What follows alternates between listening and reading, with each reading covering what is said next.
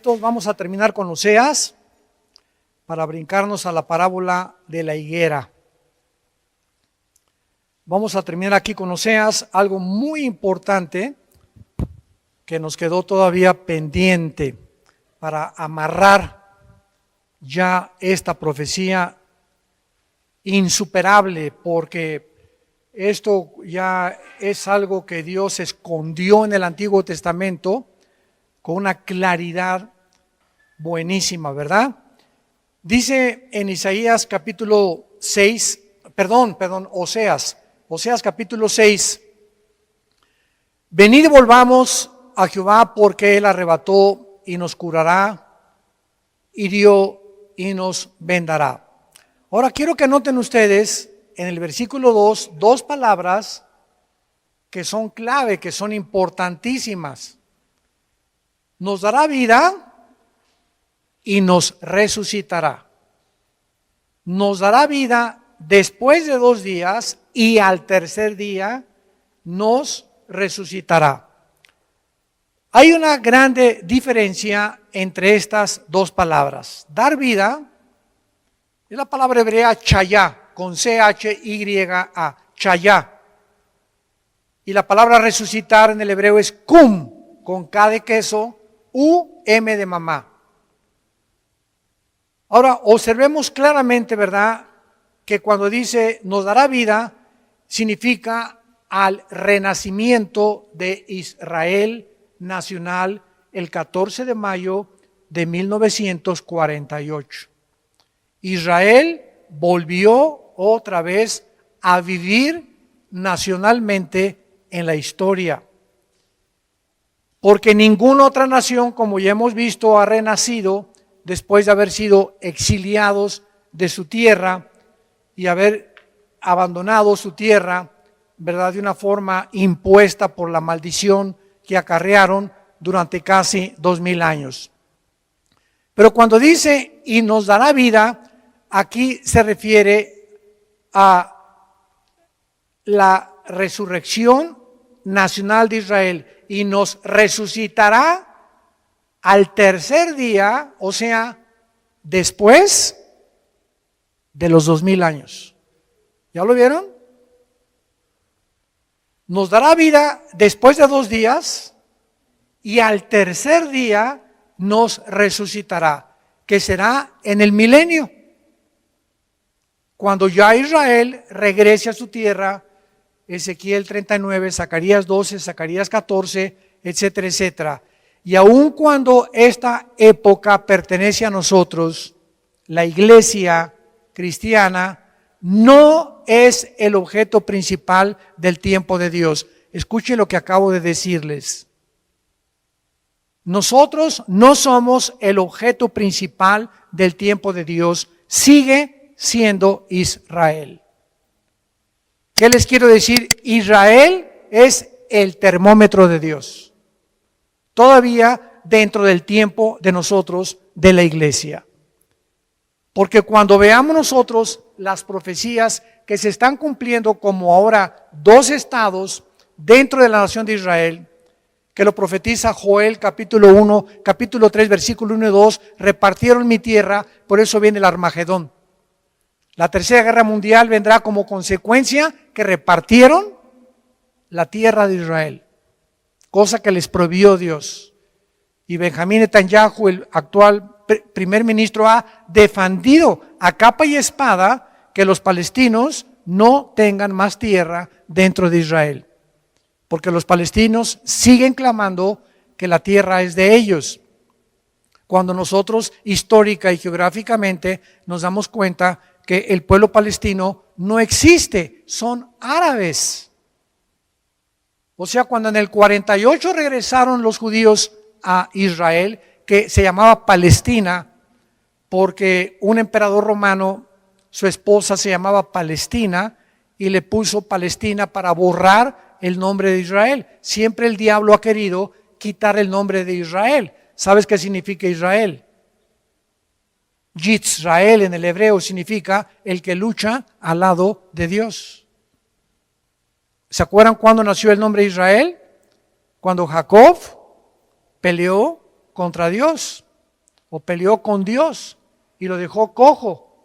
Y desde entonces Jacob comenzó a caminar renguito porque peleó con Dios. Y así pasa cuando nosotros peleamos con Dios.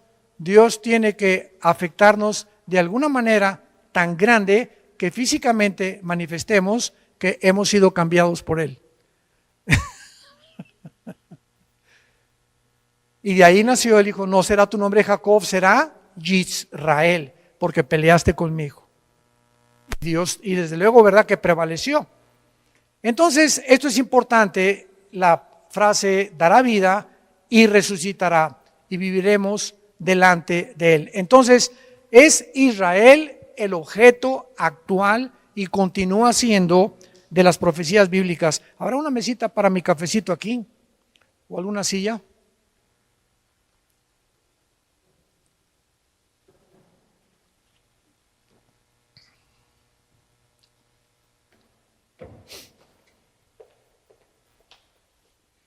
Muy amable.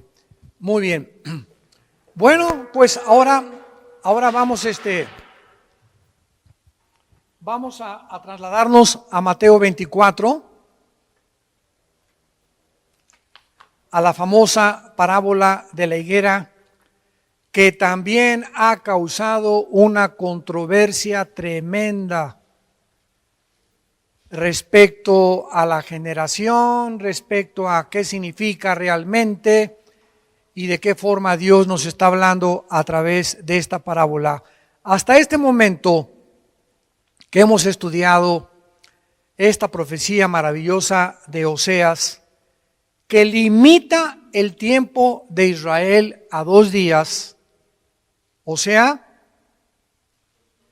2000 años, para que después pueda participar en el tercer día en el reino milenial del Mesías, Yeshua HaMashiach, o Jesucristo el Rey.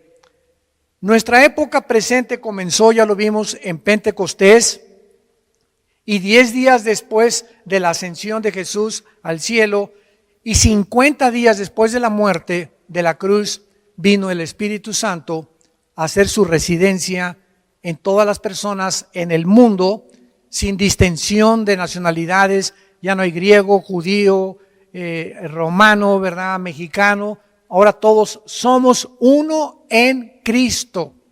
Estamos bautizados por el Espíritu Santo en el cuerpo de Cristo. 1 Corintios 12:13, por un Espíritu todos hemos sido bautizados en el cuerpo de Cristo. Romanos 6, del 1 al 3. ¿No sabéis que los que hemos sido bautizados con Cristo hemos sido bautizados en su muerte? Esto se refiere al bautismo del Espíritu Santo, porque se enseñó durante muchos años.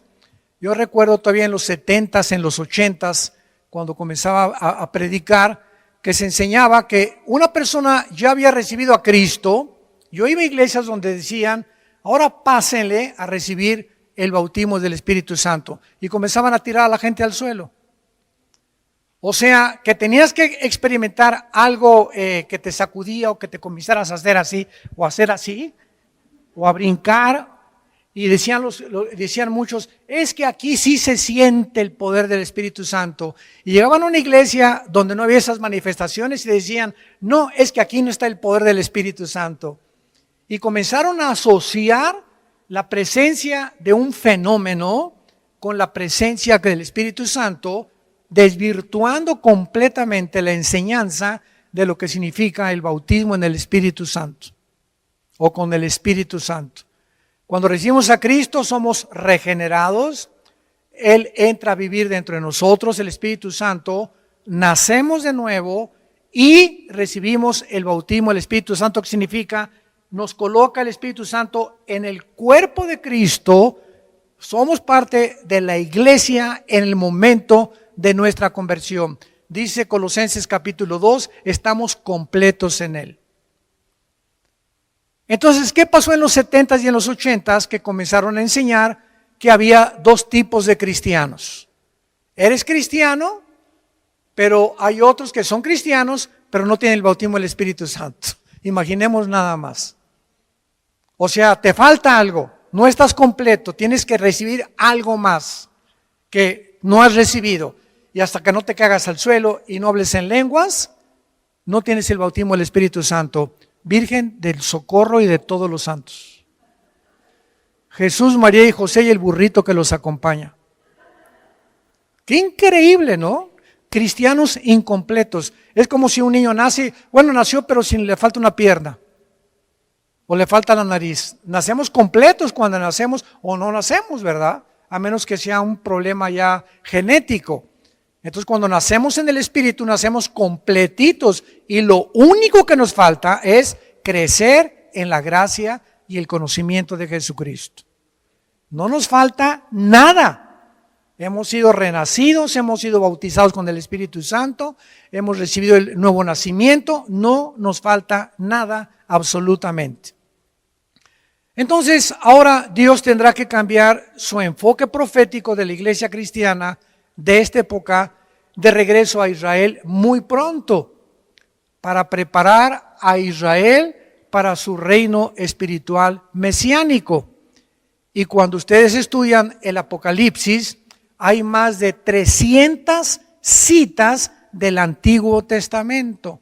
Apocalipsis tiene que tratar con Israel, 144,000 judíos, el templo de Dios, los sacrificios, el atrio, todo regresa al Antiguo Testamento. ¿Por qué tienen que ser 144,000 judíos, 12,000 de cada tribu? ¿Dónde está la iglesia en el Apocalipsis? No está.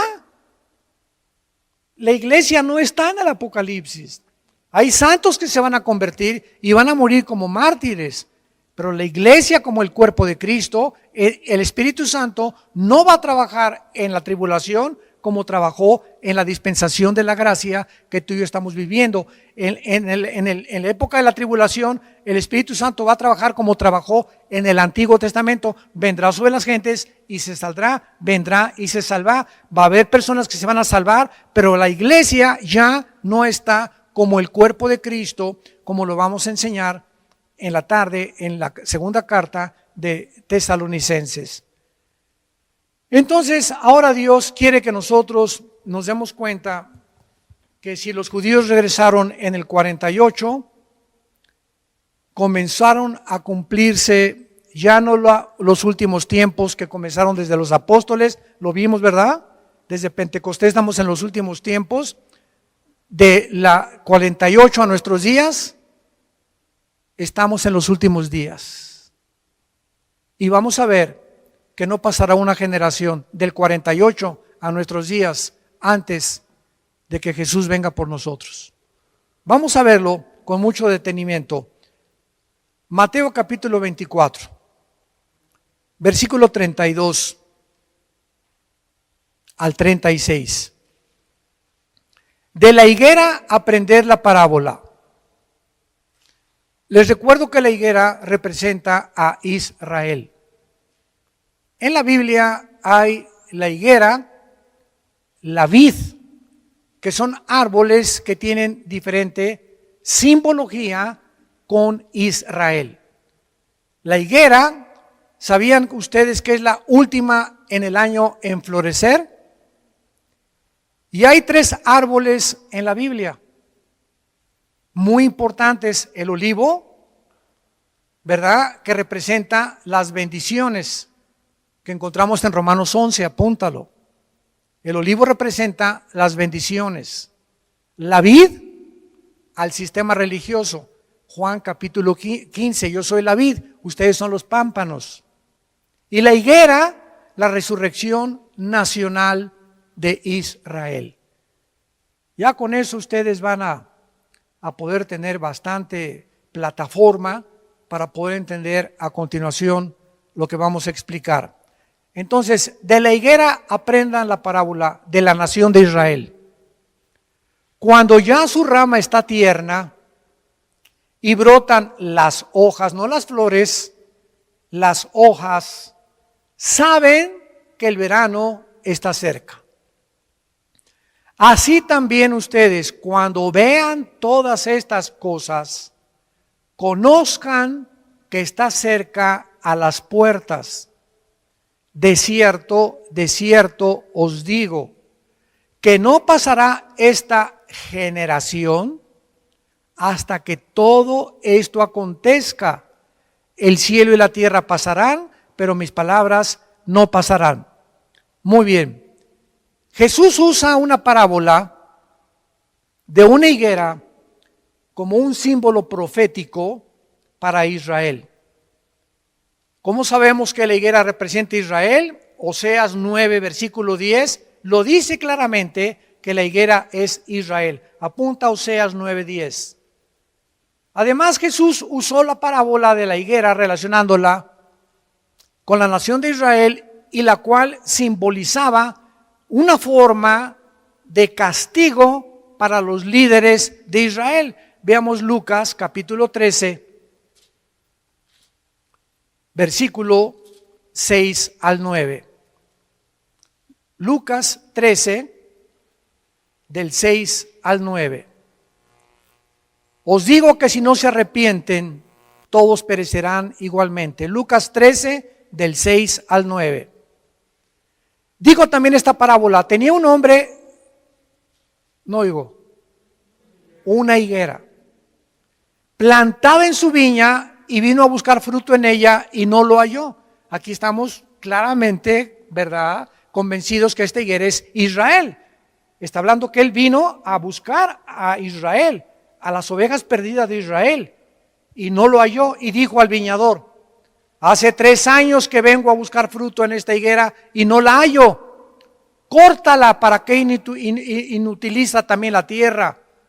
Él entonces respondió y le dijo: Señor, déjala todavía este año hasta que yo cabe alrededor de ella y la abone. Y si diere fruto, bien, y si no, la cortarás después. Vemos nosotros que Jesús está relacionando a la nación de Israel, que no dio fruto cuando Él vino y fue cortada. Pero no fue cortada de raíz, como dice Romanos 11, sino que se dejó la raíz, el tronco, fuimos injertados nosotros, pero la raíz, que es Abraham, Isaac y Jacob, Dios tendrá que terminar con la nación de Israel durante el tiempo de la tribulación. Vemos que aquí, si Israel no se arrepentía y daba fruto, o sea, si no reconocían a Jesús como el Mesías, sería cortada y dejaría de funcionar como nación.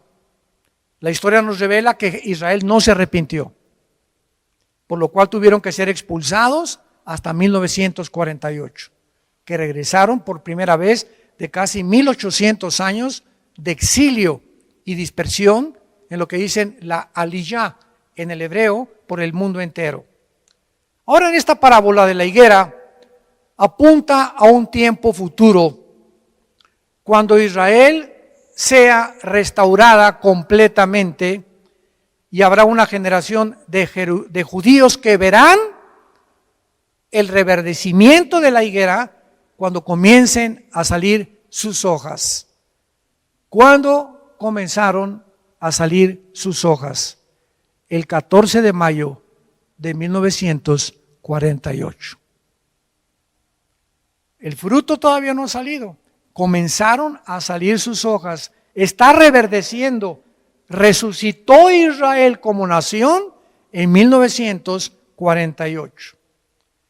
Y esta parábola de la higuera nos apunta a este tiempo. Pero notamos algo muy importante en Lucas 21. Esto es increíble. En Lucas 21, que habla de lo mismo, el Espíritu Santo nos introduce más información. ¿Ven por qué es tan importante juntar las piezas del rompecabezas y estar buscando pasajes que hablen de lo mismo para que tengamos el cuadro completo? Miren lo que dice Lucas 21, 29 y 30. También les dijo una parábola: miren la higuera, pero aquí agregó algo que no está en Mateo 24. Miren la higuera y todos los árboles, cuando ya brotan, viéndolo, saben por ustedes mismos que el verano está cerca. Así también ustedes, cuando vean que suceden todas estas cosas, sepan que está cerca el reino de Dios. De cierto les digo, no pasará esta generación hasta que todo esto acontezca. Noten algo, la higuera, y aquí se agregan, y todos los árboles. Dentro del contexto del renacimiento de Israel como la higuera, esta inclusión es muy significativa, porque aquí debemos de recordar que el Medio Oriente actual, como lo vemos, es un producto del siglo XX. ¿Sabían? O sea, hasta 1925, 1930, el Medio Oriente no existía como existe ahorita. Y después que los ingleses vencieron al Imperio Otomano Turco, repartieron el Medio Oriente y dijeron: Jordania es acá, el Líbano al norte, Egipto para acá, a Israel le vamos a dar este pedazo de tierra, y ellos repartieron el Medio Oriente alrededor, y estas naciones son los árboles que junto a Israel en la misma época nacieron. Qué impresionante. Les voy a dar ahorita las fechas de todo esto. Después de la Primera Guerra Mundial, duró 500 años el Imperio Otomano Turco.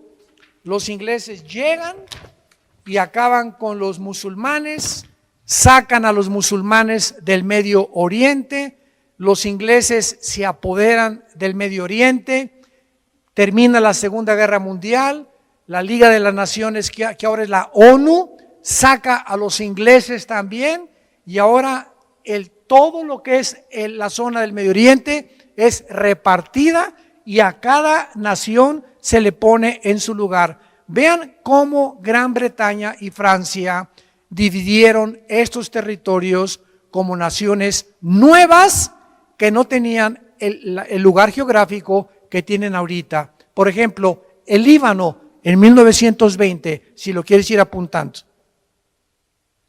Siria, 1920. Turquía, 1923, como una nación nueva secular. Arabia Saudita hasta el 32, 1932. Irak hasta 1932. Jordania hasta 1946. Israel, 1948. Cuando vean la higuera y todos los árboles, o sea, alrededor de una higuera hay árboles, ¿verdad? Y en la Biblia los árboles representan seres humanos o naciones también. Sepan que el verano está cerca. Y con el renacimiento milagroso de Israel, comenzaron a brotar las hojas de la higuera junto con todos los árboles alrededor, que son las naciones que, para que Israel pudiera establecerse en el Medio Oriente, ¿cómo podían los árabes pelear contra alguien que la Biblia profetizaba que se convertiría en la manzana de la discordia hasta que Jesucristo regresara? Si Israel no hubiera regresado, ¿con quién pelearía el anticristo? Si Israel no hubiera regresado, ¿cómo podían cumplirse las profecías de Ezequiel 38 y 39, que se va a juntar Rusia, Irán, y Turquía, Libia y Sudán contra Israel? Si Israel no hubiera regresado en el 48. Si Israel no hubiera regresado, ¿cuál templo se iba a cumplir que se profetizó que se tenía que reconstruir? Israel tenía que regresar. Y del 48 a nuestros días vivimos la última generación. Lo vamos a ver a continuación con más detenimiento. Entonces, ¿acaso se refería el Espíritu Santo que Israel o la higuera era realmente la última generación? Y bíblicamente, ¿cuántos años es una generación? Esto es muy importante, lo vamos a ver también, porque la profecía de Oseas dice: después de 2 días, y la parábola de Jesús de la higuera requiere que Israel se vuelva a reunir en su tierra y que haya renacido como una entidad nacional. Ahora, veamos entonces con más detenimiento Esto no falla, ¿eh? Hay siempre oposición. No pongamos atención. Muy bien. En el Salmo 90, versículo 10, Salmo 90, 10, registra Moisés el promedio de tiempo de un ser humano en 80 años.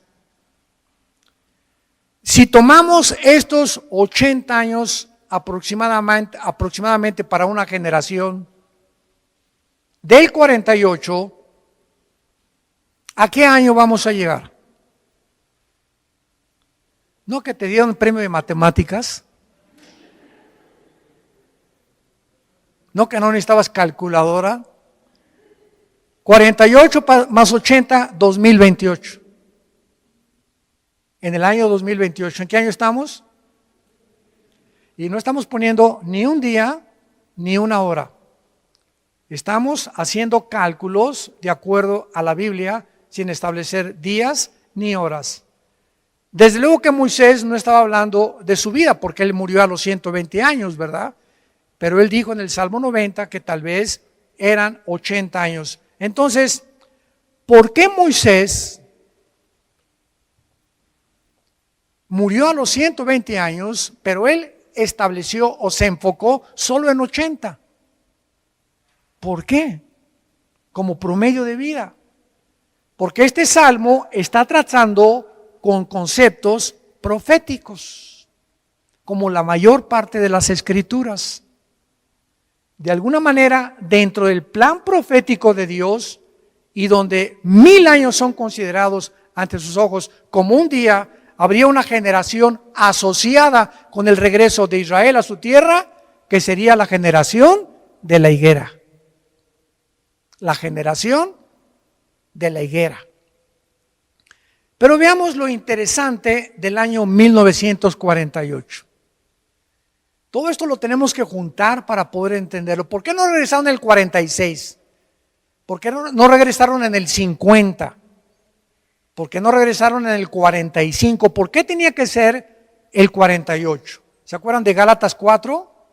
En el cumplimiento de los tiempos, Dios tiene días señalados, horas, donde las cosas se tienen que cumplir de acuerdo a su voluntad y a su omnisciencia y a su soberanía. Entonces, así como Cristo apareció exactamente en el tiempo en el que Dios tenía que cumplirse, todo tiene que cumplirse en la historia de acuerdo al tiempo de Dios. Si vemos, por ejemplo, Apocalipsis 13, dice del anticristo, y se le dio permiso de hacer esto, y se le concedió esto, y se le concedió aquello. Y vamos a darnos cuenta que el anticristo no puede surgir hasta que la iglesia sea sacada del mundo. Por eso la prueba más grande del pretribulacionismo y del arrebatamiento de la iglesia, como lo vamos a ver en la tarde. El anticristo se va a manifestar en el tiempo de Dios. Y en el tiempo de Dios la iglesia no puede estar, porque la iglesia es la que está deteniendo ahorita la manifestación del anticristo, por tener nosotros el Espíritu Santo y ser nosotros la sal y la luz del mundo. Y cuando ya no haya sal, ni haya luz, el anticristo, el falso profeta, los ángeles caídos, los demonios, las úlceras, los terremotos, la caída de meteoros, todos los tsunamis que van a pasar contra el mundo, vendrán porque no habrá nadie. Dios dará completamente libertad para que Satanás haga lo que le dé la gana. Aún a los mismos santos, el anticristo los matará, con el permiso, desde luego, de Dios. Veamos el significado de 1948. Esto es muy interesante. Como hemos visto, Israel es sacado de su tierra por el Imperio Romano 70 años después de Cristo. Y aun cuando la iglesia ya estaba en la mente de Dios, desde luego, así como Cristo fue inmolado desde antes que el mundo se fundara, para continuar con la evangelización del mundo, la iglesia, insisto, no es el principal enfoque profético de los últimos tiempos, es Israel. La iglesia tiene un futuro profético, como la resurrección y el arrebatamiento de la iglesia. Y la mayoría de los eventos proféticos, por cumplirse en el mundo durante los últimos tiempos, están centrados en Israel. Y ahorita todo lo que pasa en Israel, atención, es el centro que Dios escogió desde Abraham. ¿Por qué escogió Dios a Israel, hermano? ¿Y por qué no a los mexicanos? ¿Y por qué no a los guatemaltecos? ¿Y por qué no a los salvadoreños? ¿Y por qué no a los italianos? ¿Y por qué no a los ingleses? Porque a Dios le dio la gana. Bueno, sí, yo entiendo que Dios le dio la gana, hermano, pero hay otra pregunta, pero ¿hay algún propósito específico por lo cual Dios haya escogido a un grupo insignificante en una región geográfica insignificante para que en ese lugar geográfico y en ese pueblo toda la historia se cumpliera desde el Abraham hasta el Apocalipsis? Y toda la historia gira los imperios: Egipto, Asiria, Babilonia, medos persas, griegos y romanos. Los 6 imperios de toda la historia han perseguido y han sido Israel el centro de la atención de Dios. Hasta la muerte de Cristo, que dice Dios a Israel, se me van a la banca y voy a formar una nueva entidad que se llama la iglesia. Y cuando termine con la iglesia y me lleve la iglesia, seguiré con ustedes. Porque tengo 7 años que no se han cumplido de la profecía 70 semanas de Daniel, que yo tengo que cumplir, que serán los 7 años de la tribulación. Entonces, si tú quieres saber en qué tiempo nos encontramos, pon tus ojos en Israel y lo que está pasando ahorita en Israel. ¿Qué está pasando en Israel? Hace 3-4 meses que cambió el gobierno en Estados Unidos. La nueva administración del presidente Biden ha dicho que no va a continuar apoyando a Israel. ¿Qué significa esto? Que la Biblia profetiza que Israel se va a quedar solo. Y hasta esta administración norteamericana nunca había pasado desde la Segunda Guerra Mundial. Todos los presidentes, Eisenhower, Reagan, Carter, Bush, todos apoyaron a Israel. Trump fue el que más lo apoyó porque puso la embajada en Jerusalén.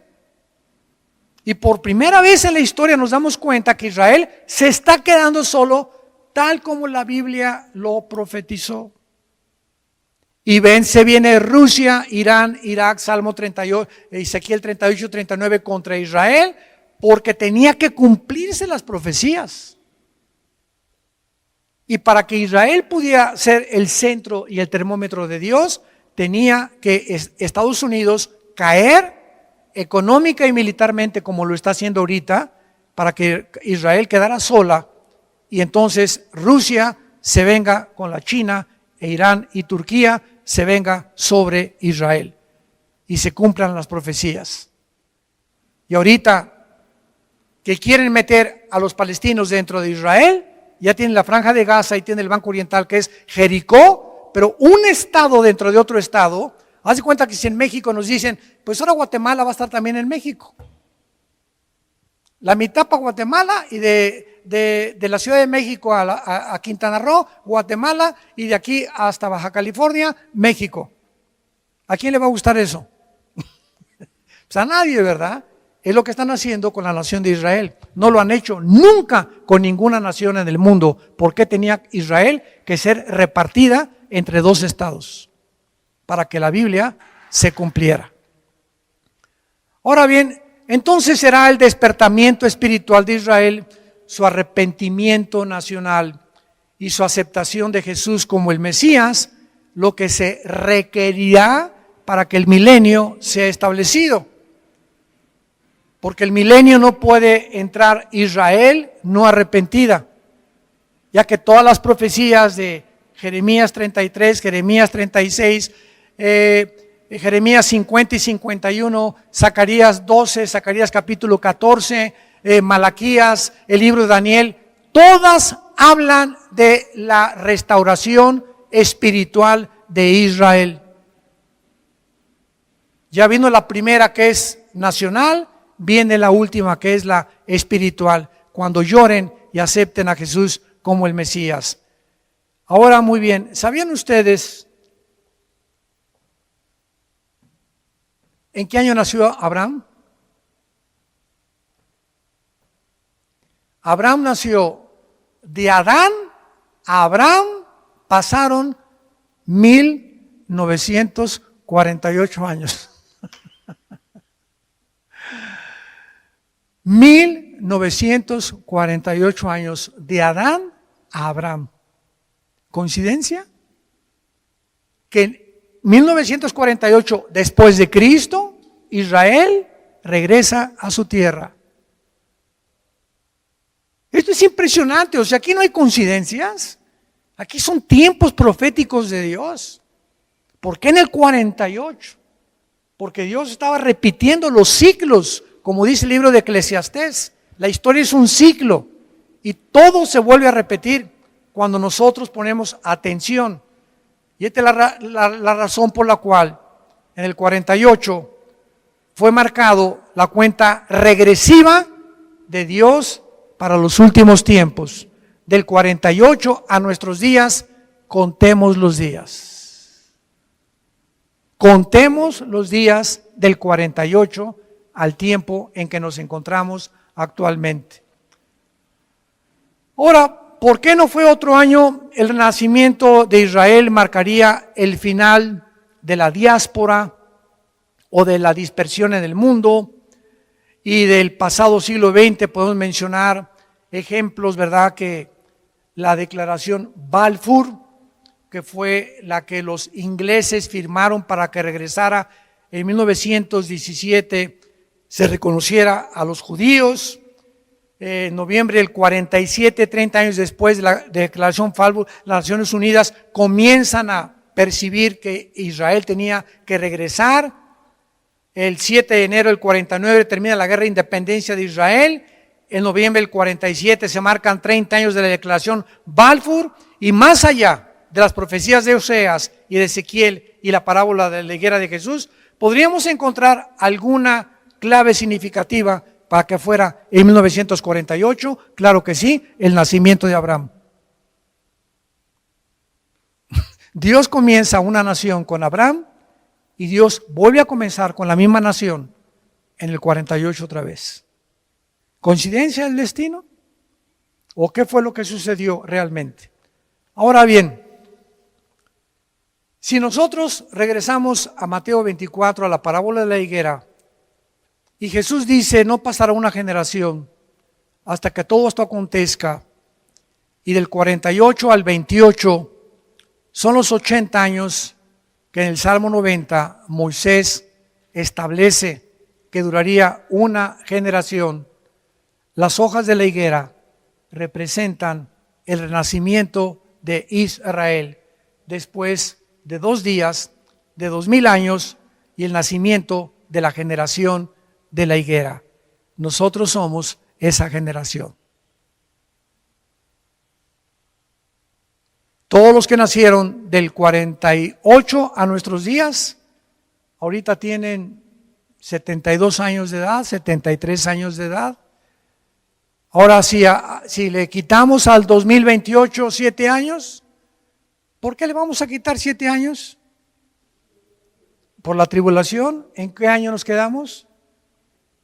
¿Será realmente, pregunto, que en el 2022 comience la tribulación del año que entra? ¿O que antes del 22 nos vayamos? Si este libro tiene la razón y se cumple, no sabemos el día ni la hora. Pero Jesús les dijo a los fariseos, generación de incrédulos que no conocen los tiempos. Y Dios en Lucas 21 dijo, estad preparados. Y cuando estas cosas, levanten sus ojos, porque no nos quiere agarrar sin preparación, como la parábola de las 10 vírgenes. Mateo 25, ¿se acuerdan lo que pasó? 5 vírgenes tenían aceite y las insensatas no tenían las lámparas cargadas. La lámpara es Lámpara es a mis pies tu palabra. El aceite es el Espíritu Santo. La iglesia está llena en el mundo entero. Las iglesias cristianas están llenas de personas que tienen la Biblia bajo el brazo y tienen su lámpara, pero no tienen al Espíritu Santo. No han nacido de nuevo. Son profesantes, cristianos profesantes. Jesús dijo en Mateo 7, vendrán muchos en mi nombre diciendo, yo fui a la iglesia de Querétaro.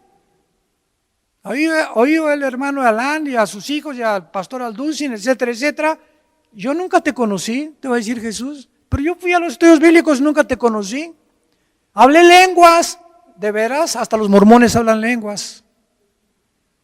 Hice milagros, el diablo puede repetir, hacer falsificaciones y la hace con el anticristo. Los brujos en el tiempo de Moisés, Éxodo capítulo 7, hicieron que la culebra, la madera se convirtiera en culebra, igual que lo que hizo Moisés. Entonces, el hecho que haya milagros no nos habla que sea necesariamente de Dios. Tenemos que discernir de dónde vienen los milagros. Y les dirá Cristo, nunca te conocí porque nunca hiciste la fe sin obras. Nunca demostraste con el cambio de tu vida que realmente habías nacido de nuevo. Alejaos de mí al fuego eterno. Y la parábola de las vírgenes nos muestra que 5 se fueron con el Señor. El esposo viene y corrieron las otras. O sea, había un anuncio que venía Jesús. Como ahorita el Espíritu Santo nos está diciendo, viene el rapto, ya se oye la voz del esposo que viene por nosotros. Y cantidad de cristianos, aun cuando oyen estos estudios que estamos compartiendo, no cambian. No les llega con tal profundidad la palabra de Dios de lo duro que tiene en su corazón. Les entra por acá y les sale por el otro oído. Y hasta que no haya en tu vida un cambio donde tu familia reconozca, oye, don Pancho, ya dejó de tomar, ya no es alcohólico, ya abraza a su esposa, abraza a sus hijas. Mira este muchacho que era rebelde, parrandero y jugador, ahora respeta a sus papás, va a la iglesia. Hasta que no haya en nosotros un cambio, que la gente de nuestra familia reconozca y que digan, es que, ¿qué fue lo que te cambió? No podemos llamarnos cristianos. Si te llamas cristiano y eres la misma mujer y el mismo hombre de hace 10 años y te sigues comportando como hace 5 años, tú no tienes a Cristo. Él vino a revolucionar, a transformar mi vida, mis pensamientos, mi manera de ver el mundo, mi manera de ver a las mujeres, mi manera de amar a mi esposa, mis principios, mis metas ya no son hacer dinero, ni ser famoso, ni ser popular, ni de estancar, ni de que me vean, ni de que me aplaudan, ni de que me reconozcan. Seguimos la humildad y la mansedumbre del Hijo de Dios. Y mientras en nuestras vidas no haya esas características del carácter de Jesús, se nos olvida que al llegar al cielo, ¿cuál es la primera pregunta que Dios nos va a hacer? ¿Sabían ustedes? Llegandito al cielo, ¿qué nos va a preguntar Dios? ¿Cuántas almas ganaste? No. ¿Cuántas iglesias construiste? Tampoco. Eso no impresiona a Dios. Y si hicimos 100 iglesias, fue Él que lo hizo, porque somos criación suya en buenas obras, las cuales Él preparó para que anduviéramos. No hay nada que nos jactemos ante Dios. ¿Qué nos va a preguntar Dios al llegar al cielo? Nos va a preguntar estas palabras. ¿Cuánto te pareces a Jesús? Es la pregunta que Dios nos va a hacer al llegar al cielo. ¿Cuánto te pareces a Jesús? Romanos 8, 28 y 29. Estamos siendo transformados a la imagen de su Hijo Jesucristo. ¿Cuál es el propósito principal por el cual Dios nos salvó? Ganar las almas es secundario. Hacer buenas obras es secundario. El principal propósito por el cual Dios nos salvó es conformar el carácter de su Hijo en nosotros. el carácter de Jesucristo en nosotros. Conformarnos y ser igual a Jesús. Aunque claro que nunca llegaremos a ser exactamente igual a Él, pero estamos, como dice Colosenses, trabajo, dice el apóstol Pablo, hasta que Cristo sea formado en ustedes. Es el discipulado. ¿Qué es el discipulado? El comenzar a seguir a Jesús a través de este libro y tratar de que sus lecciones y sus ejemplos entren a nuestra vida y yo lo trate de imitar lo más que pueda. En mi casa, en mi familia, en mi matrimonio, en mi trabajo, con mi honradez, con mi integridad, con mi vida de verdad y no de mentiras. Eso es lo que Dios busca, el carácter de Jesús en nosotros. Y para terminar, ustedes saben, estos últimos meses, ¿cuántos hombres de Dios han caído? ¿Cuántas iglesias han cerrado? ¿Cuántos pastores ya no regresan simplemente porque no tenían llamado? Porque lo que es de Dios, Él sostiene y Él provee. Lo que es de Dios permanece porque es de Dios y porque es Dios el que está detrás.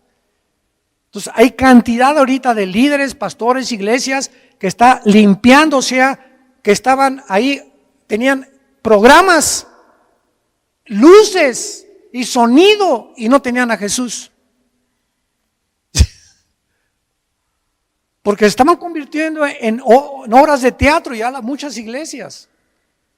Con unas proyecciones y lo que tú quieras y edificios y mega iglesias por aquí y por allá, pero no estaba Jesús y tuvieron que cerrar. Supe de una iglesia en Guatemala que es una de las más grandes que tuvieron que despedir a más del 50% de los empleados porque ya no tenían dinero para seguir abriéndola ni seguir sosteniéndola. Increíble. Y una cosa que les puedo decir con todo mi corazón es lo siguiente: en todo el año pasado, que vino la pandemia, sobre mí está la responsabilidad de todas las iglesias de Villanueva, misioneros, choferes, secretarias, pastores, las familias de los pastores, etcétera, etcétera, viajes. Todo está sobre mi esposa y sobre mi persona. Si yo no tuviera a Jesús, estaría en un psiquiátrico. ¿Qué es lo que me ha sostenido cuando vino? Todo, ¿cómo vamos a sostener si la gente ya no va a la iglesia? Ya no diezman. Y lo que les quiero decir es lo siguiente: en todo el año pasado y hasta ahorita, en este día, no hemos despedido a un solo obrero de Vida Nueva.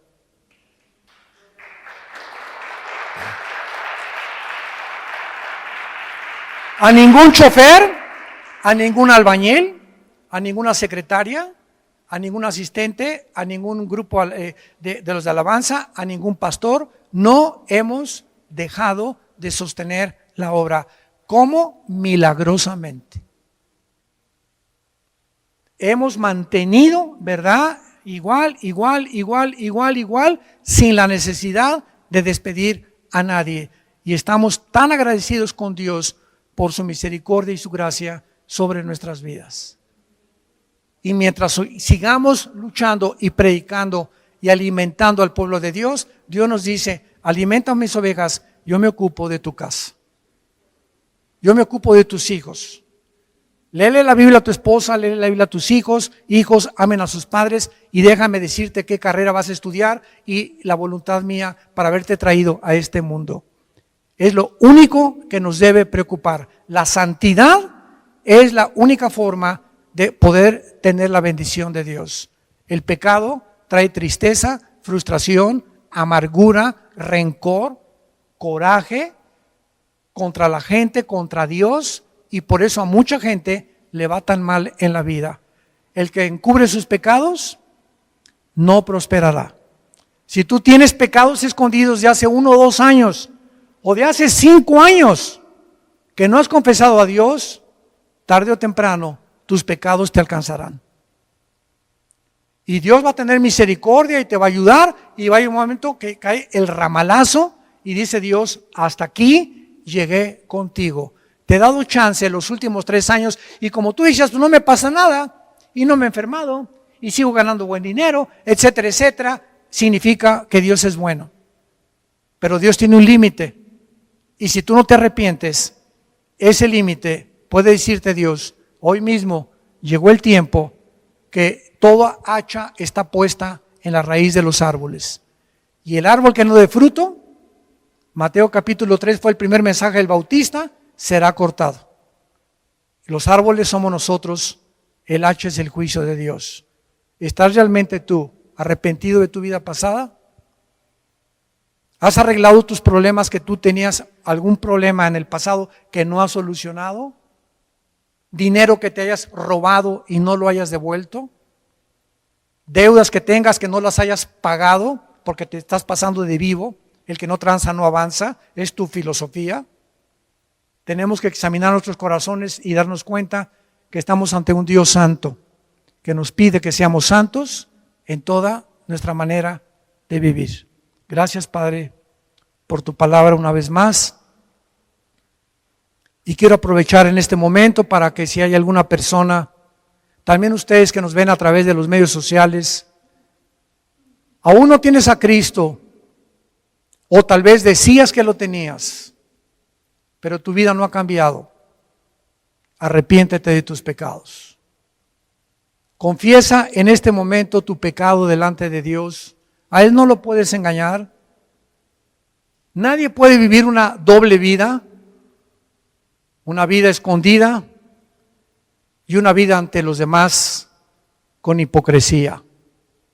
Tenemos que ser de una sola pieza, transparentes, con integridad en la forma en que nos conducimos delante de Dios y delante del mundo.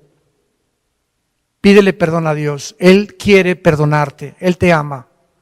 Él no quiere que sigas haciendo lo que estabas haciendo o lo que habías hecho anteriormente. Dile a Jesús, lava mis pecados, Señor Jesús, porque en esa cruz creo que pagaste por ellos y que a los 3 días resucitaste y vienes pronto por nosotros. Y yo sé que cuando muera, moriré en paz. Moriré en paz, porque he arreglado mis cuentas de pecado contigo y tú has pagado por ellas, por lo cual la corta vida que me queda, la quiero vivir para ti, para dar testimonio de tu gracia, de tu amor en la cruz y de tu resurrección. En tu nombre precioso. Amén.